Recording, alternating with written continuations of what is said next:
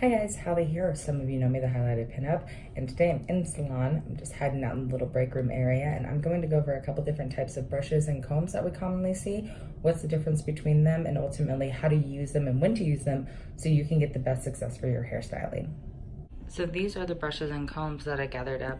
There are obviously a ton more in the industry, but I think these are pretty standard and things that everyone is somewhat familiar with and has seen. So let's break down the difference between them.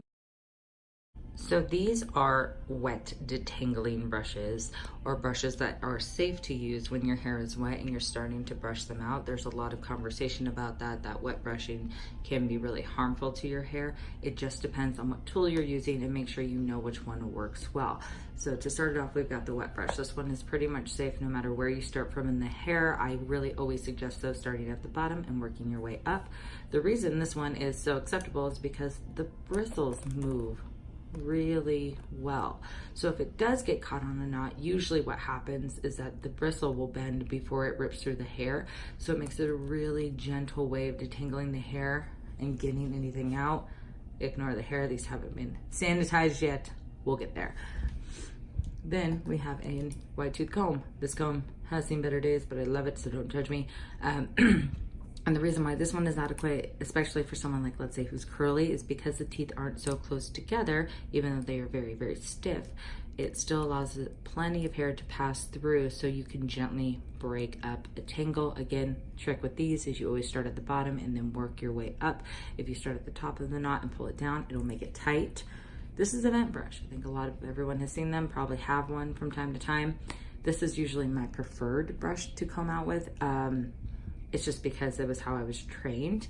So the bristles do have some flexibility to them, but are stiff. So when you're using a brush like this, you have to proceed with caution. You can't just start and just rip through the hair. It's not soft like this one is. So again, working from the bottom, the trick with a brush that's kind of rectangular like this, when you're going to break up a knot, you use it this way, vertically. And once you've broken up the knot, you flip it horizontal and comb through. So if you just automatically start out horizontal, you'll probably get snagged at all different points in the hair and all different points in the brush, and it makes it kind of that nightmare when you pull it out, all the hair comes with it. So just like this to break up, and then like this to completely smooth out. If this is too difficult or you're having too many obstacles, swap into a wet brush or a wide tooth comb. This right here is an extension brush. So for any of my ladies, or gentlemen for that matter, who have extensions, this is a really nice one. These are what separates extension brushes from a lot of other brushes. You can see here are nylon bristles, the long ones, and then these, well, and this brush is 4, but a lot of times they are nylon too. And these are shorter. So what happens is, because these have so much flexibility, similar to the wet brush, if you get caught between like a bond or a bead or anything like that, they'll gently pull those strands out, so it makes sure you don't dread. And then these little guys just help smooth and polish everything. So I'll use this sometimes before I go to wash extensions and after, just to make sure I'm being really, really gentle and I'm getting in between the bonds. And that's what these brushes look like and why they're so different. So this one is safe to use on just about everyone. This one is pretty much safe. I wouldn't necessarily go to a comb for extensions because it can get caught in a bond and pull out. These, not for everyone, depending on how rough you are with your head, but can pretty much be universally used. And then this is an extension brush. Now onto combs. Now, it looks really sad. These are only 2.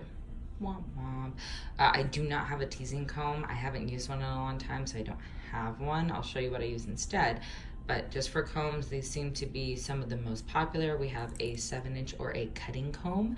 So if you are a pro stylist or have a pro stylist comb, it may be longer. Sometimes they go up to 9 inches, but standard is 7. And the reason we call it a 7-inch comb or cutting comb is because we use these primarily to cut hair, and they are 7 inches long. So if you're ever curious to see how much length is coming off your hair, you can ask the stylist to show you. So it's 1 inch, 2 inch, so on and so forth. This is a rat tail. This is a metal one, also known sometimes as a weaving comb. And you find these that are plastic or sometimes metal and are thicker. We use these primarily for coloring or fine detail work, for taking super nice sections and things like that. So that's what these are for. So if you have something where you're trying to kind of just maybe bump up something, you would kind of stick that in there, push it up. Or if you were trying to define a curl, you may just like sculpt it with the end of this. That's what these are for. Sometimes rat tails also are attached to teasing combs because you tease, and then you will pick it. So that's kind of why you'll see either a rat tail or the one that has a claw, usually 3 or 4 prongs on the end of the teasing comb. It's meant to just kind of pick it out. This one, the bristles are really, really tight together.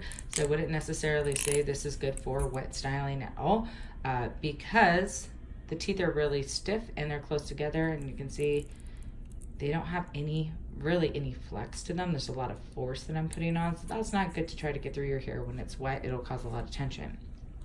You notice on this, there are 2 sides to this comb, the thicker side and then the finer side. So normally what a stylist will do is they'll brush you out with one of the previous brushes, and then they'll go through and probably brush you out with this to make sure, again, just a little bit tighter and there's no knots or tangles, because we need that completely clean before we start cutting. And then a lot of times then they'll flip over and they'll start to use this side to pass through. The teeth are much closer together, and this again allows the hair to maintain even tension all the way down, and so that way we can pull the proper tension to cut. Normally, we wouldn't necessarily use these a lot for styling. I like these for teasing, so I'll use that a lot too because of the small side of these bristles. But a lot of times the stylist won't grab this for go-to to brush you out or to comb you out. So this would be much more safe to use for wet styling into the degree of cutting, but not safe to use for like a comb out. Now on to wet styling. So you see that the vent brush makes an appearance again. Now what's the similarities between these two? Well, technically these are both vent brushes because the air can flow all the way through this brush and on this one. So these 2 brushes are safe to start your blow dry from hair that is just towel dried. So a lot of times what happens is when you're going into different brushes, people will assume a brush can do something it can't, or it takes too long. So this is what wet styling brush is. So if I'm not completely rough drying somebody, or if I want like a really high shine, I may use a ceramic, simply because it gets a lot hotter than other brushes do. Again, because it's ceramic, so when this base heats up, that also can be a little bit tricky, because if these brushes get too hot and you start tapping them different parts of the hair when it's wet, it can kind of sear it. So use these with caution. You don't want to just crank the heat up and go for broke on them, but they will give you a really good shine, and it will a lot of times eliminate some of the time it takes you to blow dry if you are styling from really wet hair. Same with the vent.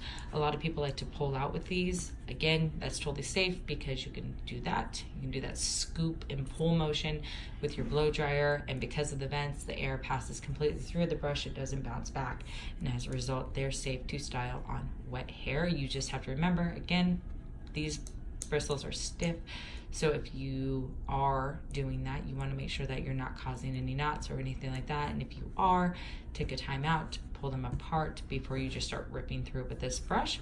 Paddle brushes are also one that you can use for that. They're kind of the exception to the rule because they aren't a vent, but paddles are still safe and fine to blow out with. Let's keep that in mind. These bristles, again, are pretty flexy. They do have some stiffness to make tension, so that's how they work. But that's your difference, and that's what a ceramic is. A lot of people prefer ceramics. I'm not a huge fan of ceramics. I prefer bore, and I will explain why in just a moment. And then we move into your dry stylers or finishing brushes. And these are brushes that are primarily used on hair that is either 70 to 100% dry. So a lot of times people have problems with boar bristles because they're actually starting from hair that's too wet. So first off, let's start with this little guy. This is actually a teasing brush.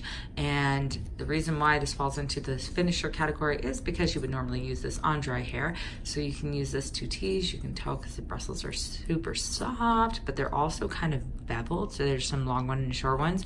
So when you are doing that technique, it just creates nice little fuzziness versus a lot of aggression, and that way it's much easier to brush out. Also, you'll notice a lot of people in vintage styling like to use these just to kind of brush and soften the hair, and it helps kind of gently pull out a tease without pulling it out all the way, because the bristles are so short and because they are more compact. They don't allow a lot of hair to get in, so you can't just work against yourself. And then onto the boar bristle. So like I was saying, you usually use these on hair that is 70 to 100% dry. So a lot of times we'll use them after a good rough dry and things like that. The reason why is because they're not vented, air can't pass through them, and as a result, it can't dry the hair in the same way that a vent can. So these also don't get as hot because the bristles are so stacked in together. So here you have some nylon with some boar bristle. It creates a lot of tension. So if you're using this on hair that is 100% wet or just close to, you'll notice it's going to take forever to dry because there's no vent, and you're going to cause a lot of tension on the hair and maybe some breakage. So that's the kind of reason for that. A caveat to that, or something that kind of breaks that rule, if someone is super curly, they will frizz a lot of the times if you rough dry them, and these are great for curly hair. So a lot of times I will just bypass that rough dry or that rule and go ahead and use them on wet hair. I just know what my process is going to be and how much longer it's going to be, because that's not exactly what they're designed for. So those are just some general guidelines for you guys and what brushes and combs do and how they're different. So if you've had some failures with some in the past, maybe you can figure out what that was.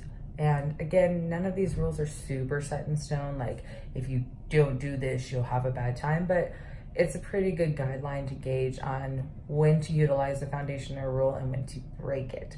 So I hope that helped clear up some problems for you guys in your styling department. And as always, if you have a stylist that you love or you find one, listen to them, let them guide you, not some rando on the internet. And as always, you can leave your questions here or on TikTok, and I will do my best to find them and then do my best to answer them.